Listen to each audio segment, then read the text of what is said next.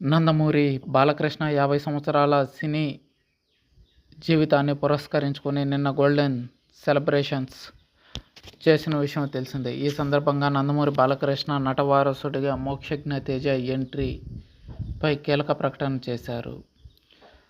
ఇప్పటికే నందమూరి కుటుంబంలో మూడో తరం యువ కథానాయకులుగా పరిచయం అయి చాలామంది స్టార్ హీరోలుగా ఎదిగారు.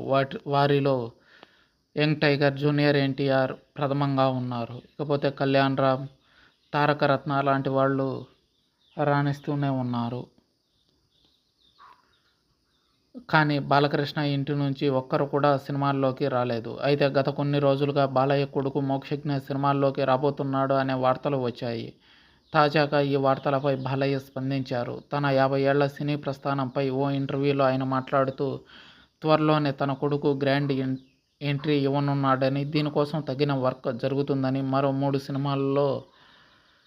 3 నెలల్లో సినిమా షూటింగ్ కూడా ప్రారంభం కానుందని బాలయ్య చెప్పుకొచ్చారు. అలాగే తన కొడుగ్గా వస్తున్న మోక్షజ్ఞపై భారీ అంచనాలు నెలకొన్నాయని, సినిమా కూడా తీయకుండానే స్టార్ అయిపోయాడని అన్నారు బాలకృష్ణ. అలాగే మోక్షజ్ఞ ఎంట్రీ కోసం స్క్రిప్ట్ కూడా సిద్ధంగా ఉన్నాయని, హీరోగా లాంచ్ చేసే విషయంపై తనకు ఎలాంటి టెన్షన్ లేదని ఈ సందర్భంగా బాలయ్య చెప్పుకొచ్చారు. ఈ వ్యాఖ్యలతో నందమూరి అభిమానుల్లో సందడి మొదలైంది.